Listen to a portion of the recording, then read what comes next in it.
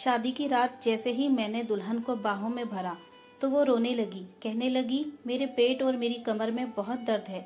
मैंने उसे दवा दी तो वो सो गई, लेकिन मैं सो ना सका। वो बहुत खूबसूरत थी, सोई हुई तो और भी कयामत ढा रही थी। मुझे इस बात का न जाने कब से इंतजार था। मैं उसकी खूबसूरती को देखकर अपने होश खोने लगा। मेरा दिल मेरे बस में ना रहा और मैंने उसे बाहों में भर लिया, लेकिन मेरे हाथ किसी गीली चीज से टकराए थे और फिर मेरी चीख निकल गई, क्योंकि सफेद चादर पर लाल रंग के। आज मैं बहुत खुश था। मेरी पसंद की शादी हुई थी। मैंने प्राणवी को अपने दोस्त की शादी में देखा था।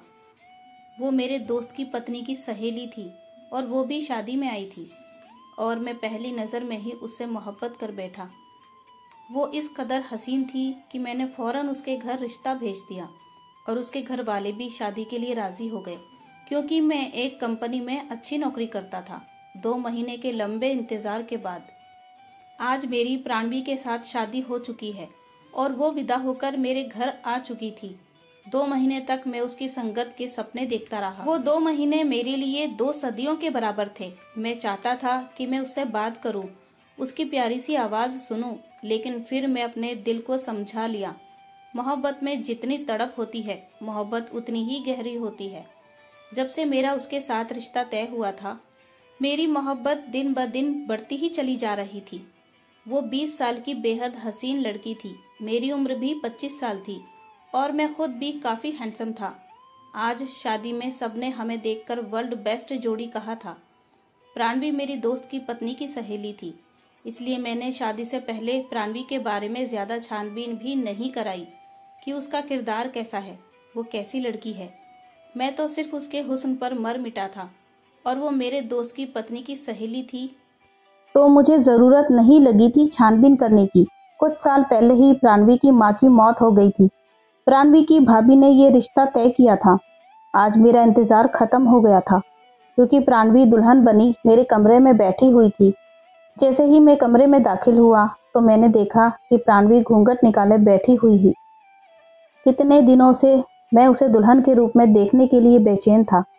मैंने आहिस्ता आहिस्ता कदम उसकी तरफ बढ़ाए और उसके सामने आकर बैठ गया।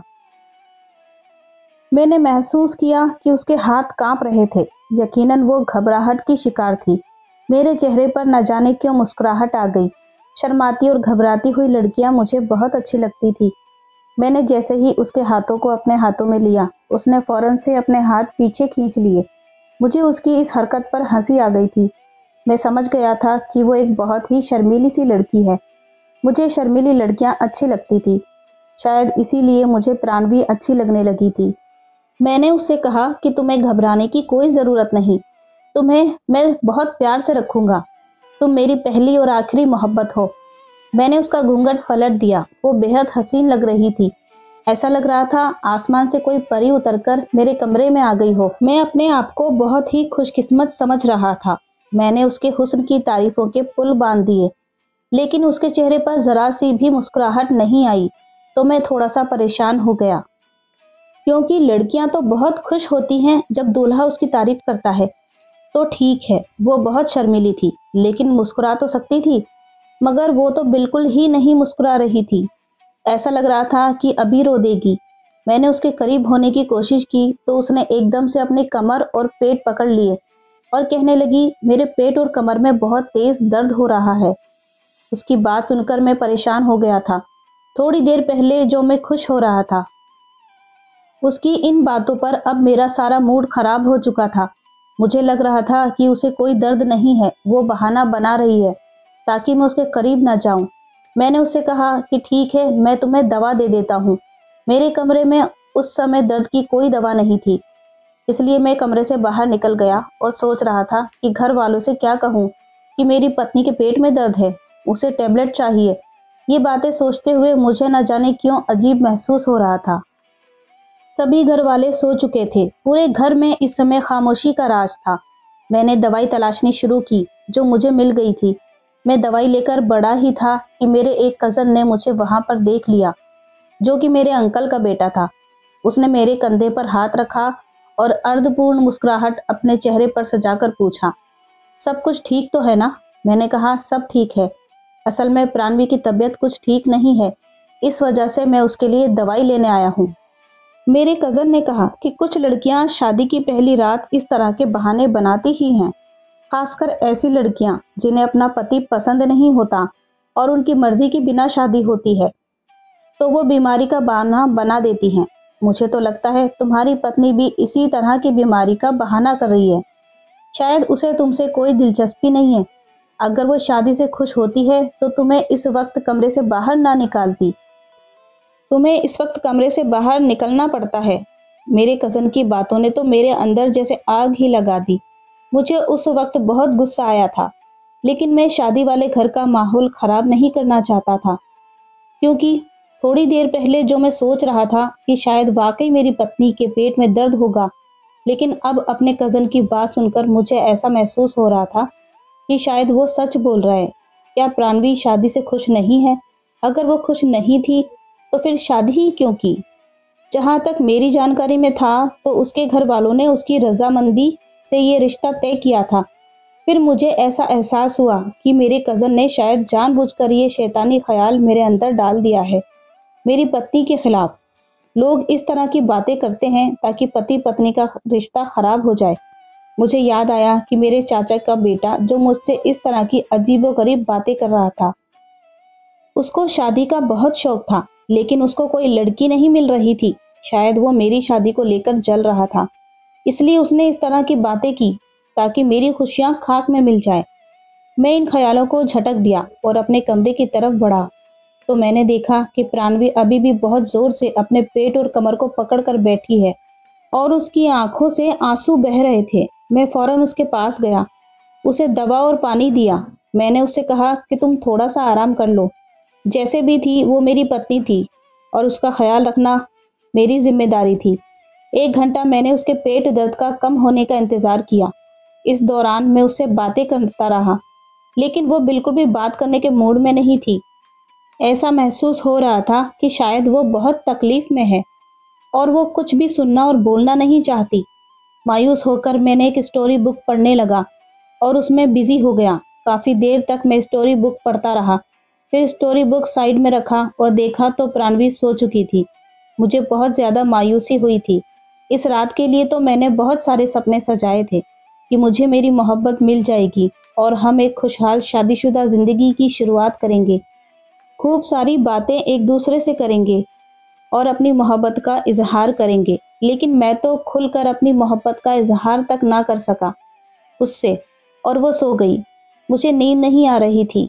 मेरी मोहब्बत इतनी हसीन लड़की जो कि मेरी पत्नी मेरे सामने थी, मैं कैसे सो सकता था? मैंने उसको हिलाकर उसे जगाना चाहा तो वो आधी नींद में थी। उसने सिर्फ इतना कहा कि मुझे बहुत दर्द हो रहा है, मुझे सोना है। मायूस होकर मैं भी सो गया, और करता भी क्या। सुबह जब प्राणवी उठी तो वो बिल्कुल नॉर्मल थी, मैं भी नॉर्मल था। शादी की पहली रात इस तरह गुजारने का बहुत अफसोस तो था, लेकिन मैंने सोचा ठीक है, बेचारी की तबीयत ठीक नहीं थी तो कोई बात नहीं। सुबह मुझे वो बिल्कुल ठीक लगी तो मैंने उसे अपनी मोहब्बत का खुलकर इजहार किया और उसे बताया कि मैं कैसे पहली नज़र में उसका दीवाना हो गया था और उसी वक्त उससे शादी करने का फैसला कर लिया था। मेरी बातें सुनकर वो खुश हो गई। अब वो फ्रेश लग रही थी और मुस्कुरा रही थी, शर्मा भी रही थी। उसका ये रूप देखकर मुझे बहुत खुशी हुई और मुझे समझ आ गया था कि रात को वाकई में उसकी तबीयत ठीक नहीं थी। मैंने घड़ी की तरफ देखा तो सुबह के 7 बज रहे थे। जनवरी की सर्दियां थी तो अभी तक बाहर अंधेरा फैला हुआ था। सब लोग थके हारे सोए पड़े थे। बाहर किसी के जागने की आवाज नहीं आ रही थी। मैंने सोचा अभी तो बहुत टाइम है, कम से कम 8 बजे तक तो सब सोते ही रहेंगे। यही सोचकर मैं प्राणवी के करीब होने लगा, लेकिन जैसे ही मैं उसके करीब होने लगा तो उसने फिर से अपना पेट और कमर पकड़ लिया और कहा कि मुझे फिर से दर्द शुरू होने लगा है। उसकी ये बात सुनकर मुझे अजीब सा महसूस हुआ। अभी थोड़ी देर पहले तक तो वो बिल्कुल ठीक थी, उसे अचानक से कैसे दर्द शुरू हो सकता है? मैं उसे डॉक्टर के पास भी नहीं लेकर जा सकता था। लोग क्या सोचेंगे कि शादी की पहले ही दिन पत्नी को डॉक्टर के पास लेकर क्यों गया है। हमारे यहाँ इस तरह की बातों को बहुत ही बारीकी से देखा जाता है कि शादी की पहली सुबह ही पत्नी को किसी हकीम या डॉक्टर के पास लेकर जाया जाए। आसपास मोहल्ले वाले और रिश्तेदार पता नहीं कैसी कैसी बातें करना शुरू कर देते इन बातों को लेकर। मैं जानता था इसको तकलीफ है। एक तो मेरे खानदान का माहौल ऐसा था कि लोग एक दूसरे से जलते रहते थे। मेरे अपने रिश्तेदार हम लोगों से बहुत जलते थे।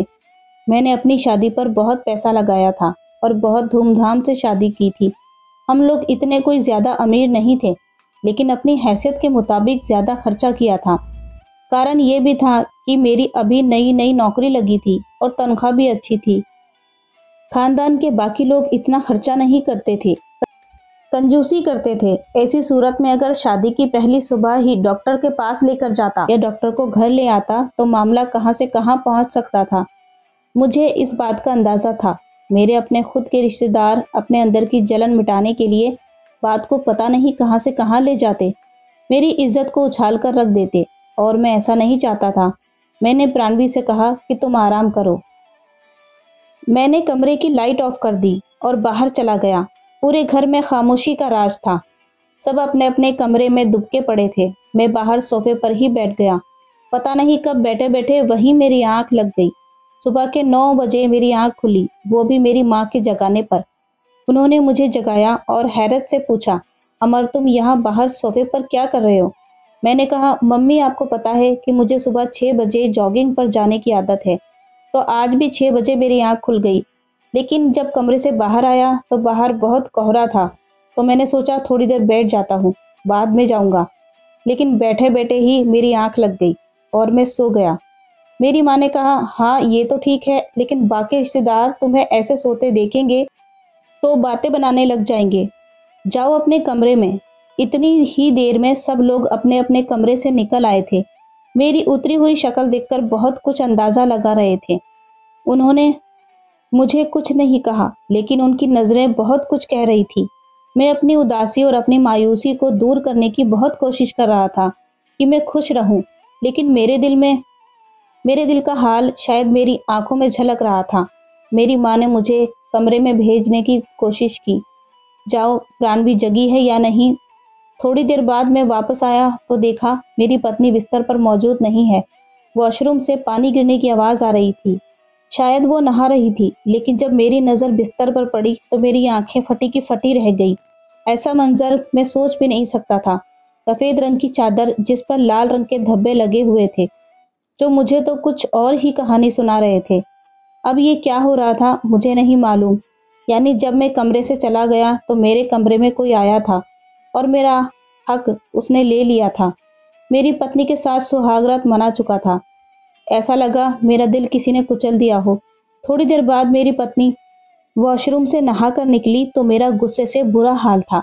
मैंने उसे उन धब्बों के बारे में पूछा तो वो डर गई। ऐसा लग रहा था जैसे उसने खुद इन धब्बों को नोटिस नहीं किया और नहाने चली गई।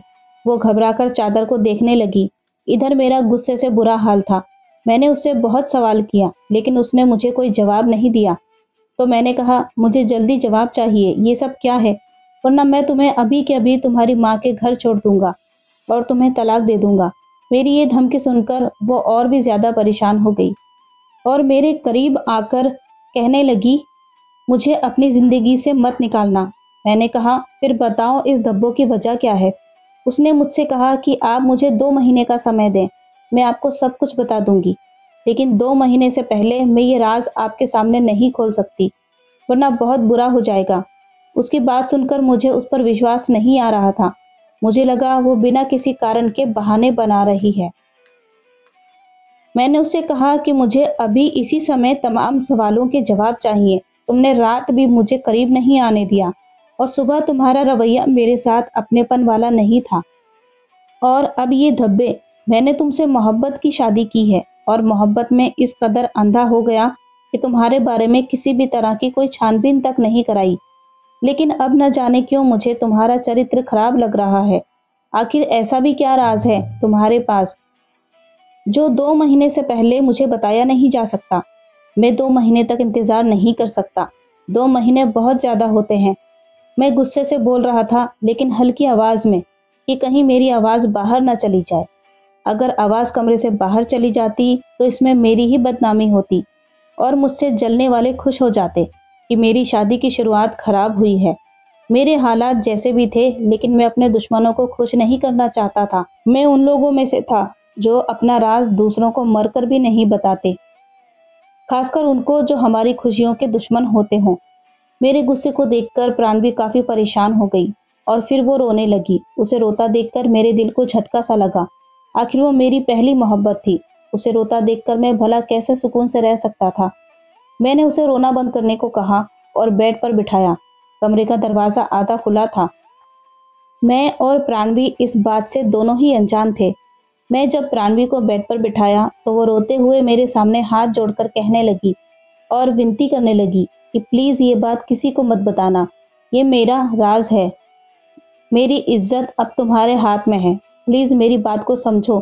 कोई भी गलत कदम उठाकर अपनी और मेरी ज़िंदगी बर्बाद मत करना। और उसकी यही बातें तो और भी मुश्किल बना रही थी कि अभी मुझे अपने पीछे से एक आवाज़ आई, जिसे सुनकर मैं एकदम से पीछे मुड़ा। मेरी पत्नी, वो भी सामने देखने लगी। उसने जल्दी से अपने चेहरे पर आए आंसुओं को साफ किया। मेरा वही कज़न खड़ा था और शक भरी नज़रों से हम दोनों को देख रहा था। वो आगे बढ़ा और बोला, क्या हुआ भाभी, तुम रो क्यों रही हो? क्या अमर ने तुम्हें कुछ कहा है? तुम मुझे बताओ, मैं अभी के अभी जाकर सबको बताता हूँ। अपने कज़न के ये शब्द मैं सुनकर गुस्से से उसको देखने लगा। मैंने कहा, तुम्हें तमीज़ नहीं है? किसी के कमरे में नॉक किए बिना नहीं जाते? और ये तुम क्या लगा रखा है? भाभी है तुम्हारी, आप करके बात करो। प्राणवी भी मुझे देखने लगी और नज़र झुका गई। फिर मैं बातें संभालते हुए कहा कि ऐसी कोई बात नहीं है। दरअसल तुम्हारी भाभी को अपने घर वालों की याद आ रही थी, इसलिए रो रही है। मगर मैंने समझा दिया है, अब वो ठीक है। मुझे सार्थक पर बहुत गुस्सा आया था। आखिर वो होता कौन है मेरी पत्नी से इतना अपनापन दिखाने वाला? ऐसा लग रहा था जैसे वो मेरी पत्नी से पहले भी मिल चुका है। मैं मुश्किल से बर्दाश्त करके रह गया था। आज मुंह दिखाई की रस्म थी, लेकिन मेरा दिल सब चीज़ों से उचक चुका था। सार्थक मुझे कुछ अजीब सा लगने लगा था। वो बार बार मेरी पत्नी को बहाने बहाने से देखता था, उससे बात करने की कोशिश करता और प्राणवी भी उसकी हंसी मजाक पर भरपूर हंसी खुशी जवाब दे रही थी। मैं जबरदस्ती मुस्कुराहट चेहरे पर सजाए बैठा हुआ था, क्योंकि मुझे अपने खानदान वालों से बात नहीं करवानी थी। शादी के फंक्शन खत्म होने के बाद सभी रिश्तेदार घर जा रहे थे। प्राणवी सबसे मिलकर कमरे में जा चुकी थी। तभी मेरी नानी, जो कि बूढ़ी होती जा रही थी, उन्होंने प्राणवी को बाहर बुलवाने को कहा। मैं प्राणवी को लेने जब अपने कमरे में गया तो अध खुले दरवाजे से मैंने वो मंजर देखा कि मेरे होश उड़ गए। मेरे कमरे में मेरा छोटा भाई खड़ा था और प्राणवी के बालों में हाथ फेर रहा था। मैं शक की हालत में चला गया। मेरी मोहब्बत, मेरी पत्नी मेरे भाई के साथ इतने करीब खड़ी। तभी मेरी परछाई आईने में देखकर मेरा भाई सीधा हुआ और कहने लगा, भाई दरअसल भाभी के बालों में जूड़ा पिन फंस गया था, बस वही निकालने में उनकी हेल्प कर रहा था। मेरे दिमाग को कई सोचों ने अपने शिकंजे में जकड़ लिया था। मेरा दिल चाह रहा था कि मैं चीख चीख कर रोना शुरू कर दूं। मेरी पत्नी मेरे अलावा हर एक से खुशी खुशी बातें कर रही थी। आखिर मुझ में ऐसी क्या कमी थी कि वो मुझे पास नहीं आने दे रही थी?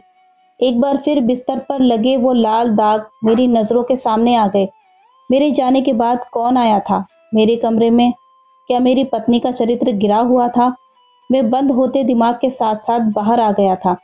सबसे मिल भी लिया था। मेरे मामा, मौसी, बुआ और चाचा की फैमिली जाने ही वाली थी। दरअसल मेरे चाचा चाची और सार्थक दूसरे शहर में रहते थे। सार्थक जाते जाते रुका और फौरन कुछ याद करते हुए बोला कि मेरी घड़ी पता नहीं मैंने कहाँ रख दी, मुझे याद नहीं आ रहा। तभी प्राणवी फौरन बोली कि वो हमारे कमरे में पड़ी है, साइड टेबल पर। वहीं दोनों मौजूद थे। बाकी सब बाहर जा चुके थे। मैं प्राणवी को बाहर ले जाने के लिए पलटा था कि पर एकदम से ठिठक कर रह गया था। पहले भाई और फिर अब मेरा कज़न सार्थक। आखिर कौन था जिसने मेरा हक छीन लिया था?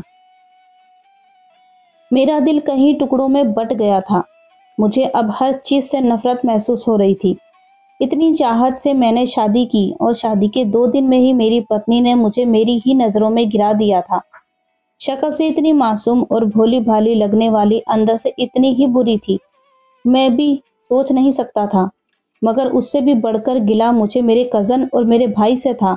मैं जानता था मेरा भाई शुरू से ही आशिकाना मिजाज का मालिक है, लेकिन वो 1 महीने में 4-5 लड़कियों से संबंध बनाकर छोड़ देता था।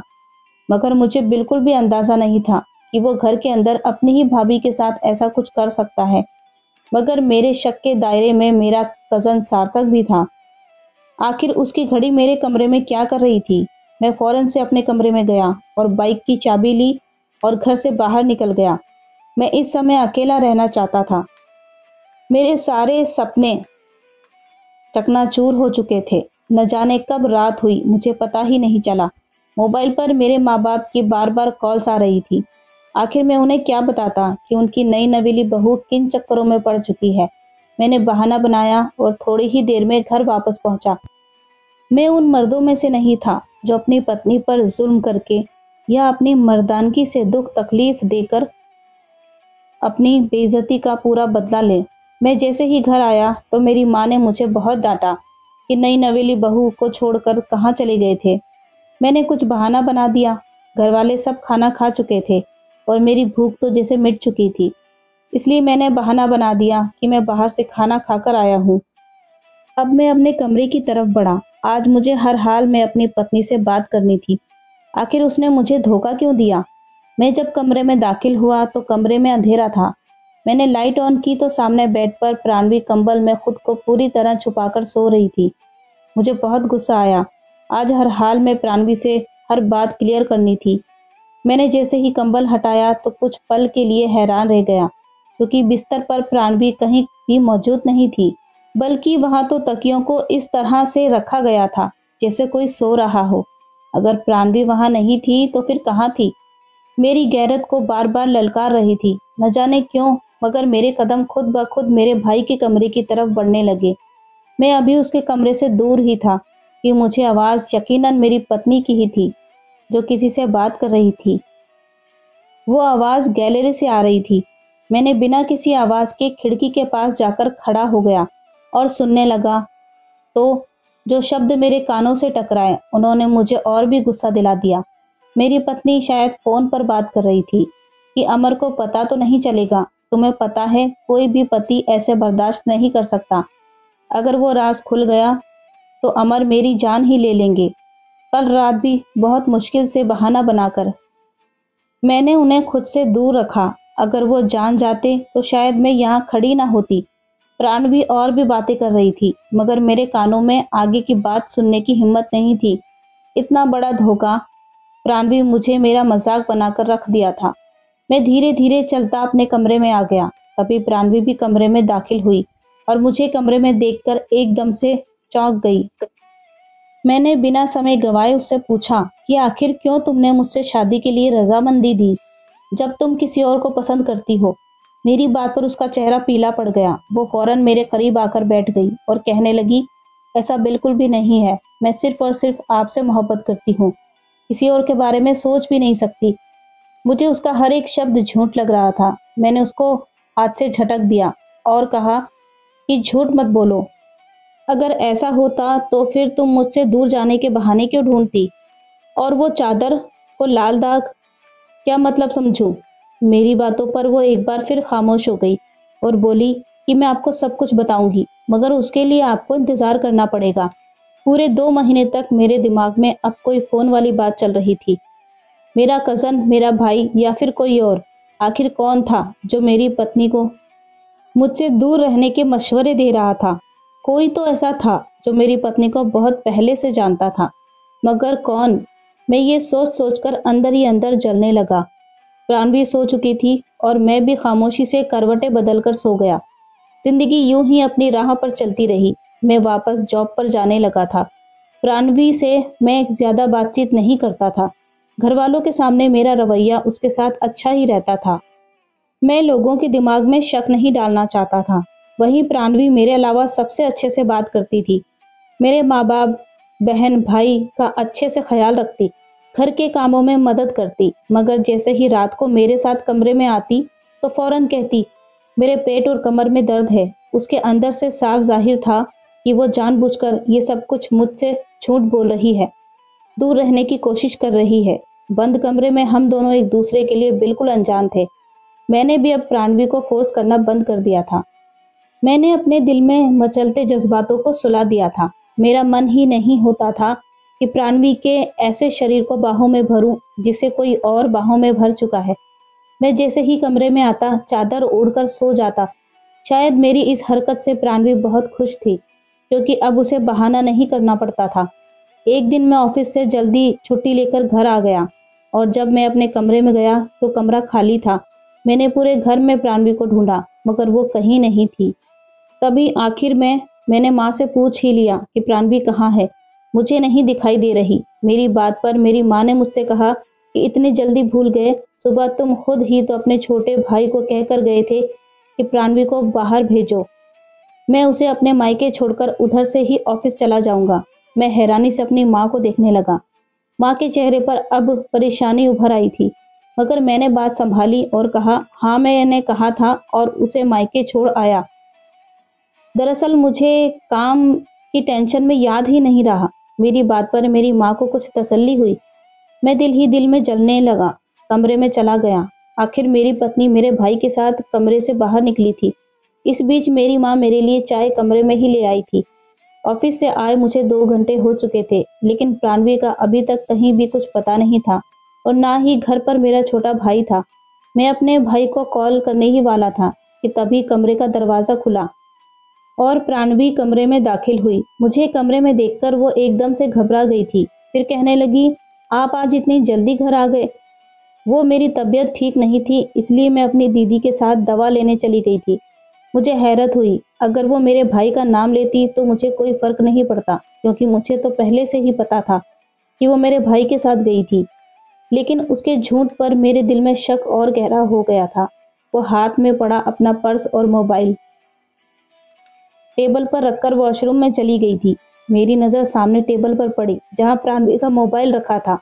मुझे उस दिन की कॉल याद आई। मैंने मोबाइल खोला और कॉल हिस्ट्री चेक करने लगा। खुशकिस्मती से हिस्ट्री डिलीट नहीं हुई थी। उस दिन और समय की कॉल पर जो मुझे नाम दिखाई दिया उसे देखकर मुझे झटका सा लगा। पर वहां तो नित्या लिखा था। नित्या प्राणवी की बहन की लड़की का नाम था। मैं यूं ही नंबर मिला दिया। कुछ पलों के बाद दूसरी तरफ से एक मर्दाना आवाज सुनाई दी। मुझे ऐसा लगा मानो मेरे शरीर से किसी ने जान ही खींच ली हो। उधर से बार बार हेलो प्राणवी कहकर उसे कोई पुकार रहा था। वो आवाज मेरे लिए बिल्कुल अनजान थी। न मेरे भाई की थी और ना ही मेरे कजन की। ये आवाज मुझे गुस्से में डाल चुकी थी। तभी मेरे दिमाग में कई धमाके हुए। कहीं आवाज प्राणवी के जीजू की तो नहीं? मेरी सोच है वहीं पर दम तोड़ गई। मैं प्राणवी का मोबाइल वहीं जमीन पर तेजी से दे मारा। 15 मिनट बाद प्राणवी वॉशरूम से बाहर आई, मोबाइल के टुकड़े और मुझे गुस्से से देखकर वो थोड़ा हैरान हुई। मुझे इतने गुस्से से देखकर उसके चेहरे का रंग उड़ गया था। कहने लगी, क्या हुआ है अमर आपको? आप गुस्से से क्यों लग रहे हो? उसका इतना कहना था कि मैं आगे बढ़कर उसके गाल पर थप्पड़ दे मारा। वो दूर जा गिरी। मैंने उससे कहा कि कौन है ये बताओ, जिसके साथ आज गई थी। मेरी बात पर वो सहम कर मुझे देखने लगी। तभी अचानक से उसे उल्टियां होने लगी। वो रोते हुए कहने लगी कि मैं हाथ जोड़ती हूँ, प्लीज मुझ पर ऐसे घिनौने इल्जाम मत लगाओ। मैंने कभी किसी के साथ कोई गलत संबंध नहीं बनाया और ना ही कभी बनाऊंगी। आप मुझ पर विश्वास करिए। इतना कहते कहते वो जमीन पर गिरकर बेहोश हो गई। मुझे उसकी इस हालत पर दया भी आई। मेरे दिमाग में उस वक्त आंधियां सी चल रही थी। किसी ने मेरा हक छीन लिया था और अब ये हालात मुझे और भी शक में डाल रहे थे। मेरे दिल में ख्याल आने लगा कि शायद वो किसी के बच्चे की माँ बनने वाली है। तभी मेरा छोटा भाई कमरे में दाखिल हुआ। उसने प्राणवी को जमीन पर गिरे देखा तो बौखलाकर उसकी तरफ बढ़ा और मुझसे पूछने लगा कि भाभी को क्या हुआ है? आपने उसके साथ ऐसा क्या कर दिया कि वो जमीन पर बेहोश पड़ी है? मैंने अपने भाई की हरकत पर उसे प्राणवी से दूर किया और एक जोरदार थप्पड़ उसके गाल पर दे मारा। मैं गुस्से से कहने लगा, तुम्हारी हिम्मत भी कैसे हुई मेरी पत्नी को हाथ लगाने की? मैं कभी इतनी ऊंची आवाज में नहीं बोला था। मेरी आवाज सुनकर मेरी माँ दौड़ी दौड़ी भाग गई। प्राणवी को बेहोश देखकर वो मुझसे सवाल करने लगी, मगर मैं उनसे क्या कहता। कुछ देर बाद ही हम प्राणवी को अस्पताल ले गए। डॉक्टर ने चेकअप करना शुरू कर दिया। मेरी माँ अलग परेशान लग रही थी। रात के 11 बज रहे थे। तभी प्राणवी की बड़ी बहन अपने पति के साथ आई। उन्हें किसी ने बताया था कि हम यहाँ पर हैं। प्राणवी के जीजू को देखकर मेरी रगों में एक बार फिर खून की जगह गुस्सा दौड़ने लगा, मगर मैं बर्दाश्त करने के साथ बैठा रहा। तभी प्राणवी के जीजू बोले कि अभी कुछ देर पहले कॉल आई थी प्राणवी की, मगर वो कुछ बोल नहीं रही थी, इसलिए हम उसकी खैरियत मालूम करने आ गए, मगर वहां से पता चला कि आप लोग उसे अस्पताल ले आए हैं। कुछ देर बाद प्राणवी को होश आया था। वो सबको यही बताने लगी कि चक्कर आने की वजह से वो गिर गई थी। मुझे उस पर शक था। मैंने डॉक्टर से अकेले में पूछा कि प्राणवी को क्या प्रॉब्लम है, जिस पर वो कहने लगा कि प्राणवी की बॉडी में पानी की कमी हो गई थी, जिसकी वजह से वो बेहोश हो गई थी, और आप उनके खाने पीने का अच्छे से ख्याल रखें, वो ठीक हो जाएगी। लेकिन पता नहीं क्यों मुझे डॉक्टर पर भी शक हो रहा था कि वो सच छुपा रहा है। मैंने सारे रास्ते प्राणवी से कोई बात नहीं की। वो भी काफी परेशान लग रही थी। मुझे सबसे ज्यादा शक अपने भाई पर था। हो ना हो ये उसी का काम होगा। उसकी आदतों से मैं अच्छी तरह से वाकिफ था। यकीनन उसने प्राणवी के साथ भी चक्कर चलाया होगा, और जब वो यहाँ आ चुकी है तो दोनों को और भी मौका मिल गया एक दूसरे के करीब आने का। वक्त गुजरता चला गया और 2 महीने पूरे होने वाले थे। मैं सोच चुका था कि जैसे ही 2 महीने पूरे होंगे मैं प्राणवी को तलाक दे दूंगा। ऐसी लड़की की मेरी जिंदगी में कोई जगह नहीं थी। एक दिन मैं काम से जल्दी घर वापस आ गया। मैं काफी खामोश था। मैं अपने कमरे की तरफ जाने लगा तो मुझे किसी के बोलने की आवाज सुनाई दी। मेरी पत्नी से मेरा भरोसा तो कब का उठ चुका था। दिल तो वो मेरा बहुत पहले ही तोड़ चुकी थी। अब कुछ बचा था तो वो थी मेरी गैरत। वो जब तक मेरे साथ थी वो मेरी पत्नी थी। मैं उसे ये पाप करने नहीं दे सकता था। अंदर से मुझे उसके बोलने की आवाज आई। वो कह रही थी कि पता नहीं कब ये 2 महीने पूरे होंगे दीदी, और मैं अमर को सब कुछ बता सकूंगी। यकीन मानिए मुझे बहुत बुरा लगता है उन्हें तकलीफ में देखकर।